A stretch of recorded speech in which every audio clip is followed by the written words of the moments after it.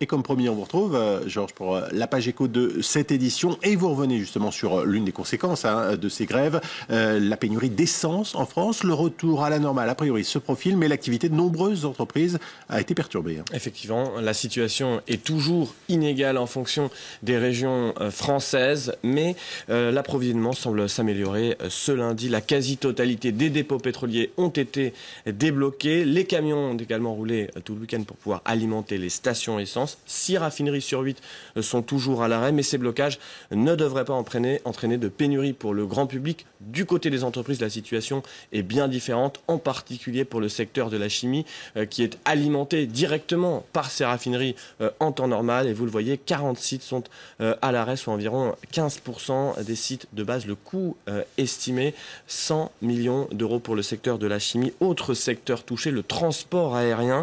Les compagnies aériennes ont dû s'adapter pour continuer à s'alimenter en kérosène. Les explications de nos confrères de France 2. 7 A320 qui décolle va consommer plus de 2 tonnes de carburant toutes les heures.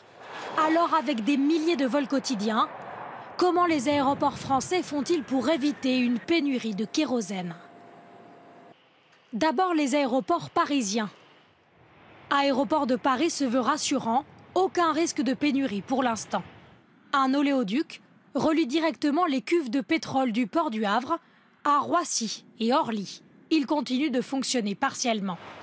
Même en cas d'arrêt de cet approvisionnement, les 2 aéroports ont des réserves. 8 jours pour Roissy-Charles de Gaulle, 10 jours pour Orly. Et pour les aéroports en région, ils continuent d'être livrés en carburant tous les jours, mais dans des quantités plus faibles que d'habitude.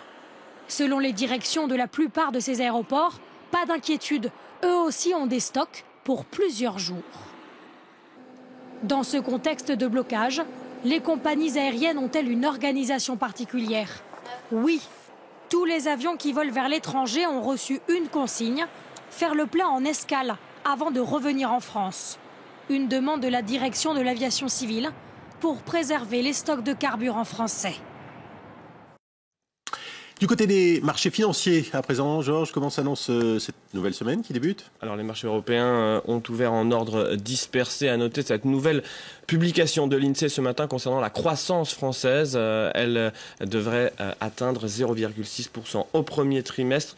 Eh bien vous le voyez, la bourse a tout de même chuté à Paris, moins 0,1%, alors que la bourse de Londres est fermée. La journée devrait être plutôt calme, car outre Londres, à Wall Street, également, il n'y aura pas d'activité aujourd'hui pour cause de jour férié. C'est le Memorial Day aux États-Unis. Du côté des marchés asiatiques, c'est la bourse de Tokyo qui tire l'ensemble des places. Vous le voyez en Asie, plus 1,39% pour le Nikkei, suite à des rumeurs dans la presse d'un éventuel report d'une hausse de la TVA. Et puis on suivra aussi avec beaucoup d'attention Lufthansa, la compagnie allemande qui a annoncé ce week-end qu'elle suspendait ses vols à destination du Venezuela. Impossible actuellement de transférer les profits réalisés au Venezuela en raison du contrôle d'échange.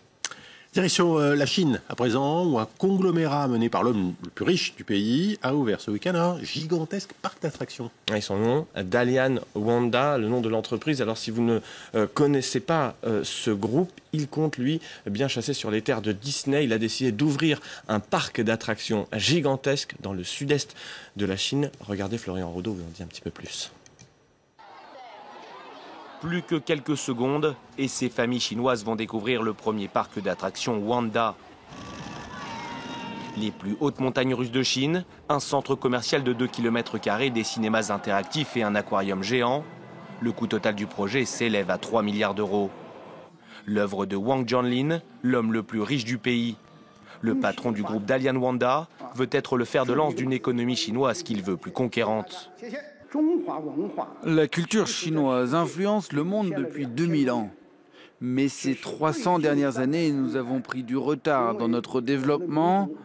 Et avec l'invasion des cultures étrangères, nous avons manqué de confiance dans notre propre culture. Nous voulons être un modèle à suivre pour les entreprises privées chinoises. Avec cette inauguration en grande pompe, sa société se pose en principal concurrent du géant américain Disney, qui doit ouvrir son propre parc le mois prochain à Shanghai. D'ici à 2020, le conglomérat espère ouvrir une quinzaine de sites comme celui de Nanchang. Ces dernières années, le groupe chinois n'a cessé de s'internationaliser. Après la chaîne américaine de cinéma AMC en 2012, il rachète en janvier dernier la prestigieuse maison de production hollywoodienne Legendary. Spécialisé dans l'immobilier et le divertissement, le groupe de Wang Jianlin s'est récemment associé au français Auchan pour investir dans Europa City, un centre de loisirs pharaonique aux activités en tout genre. Piscine, snowpark, cinéma ou encore salle d'exposition, le complexe devrait voir le jour au nord de Paris en 2024. Allez, on termine avec un mot de tennis, Georges, puisque Novak Djokovic pulvérise les records. Dernier en date, celui des sommes remportées grâce à ses victoires. Il pourrait bien devenir aujourd'hui le premier joueur de tennis de l'histoire à dépasser le seuil très symbolique des 100 millions de dollars de gains en compétition.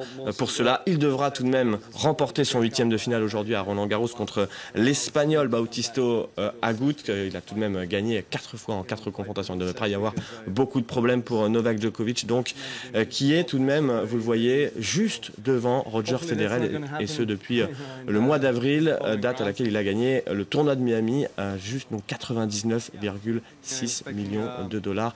Nadal et Murray un tout petit peu derrière tout de même. Et on verra ce qui se passe à l'issue de Roland-Garros, et on revient sur le tournoi tout à l'heure dans le journal des sports. Merci Georges.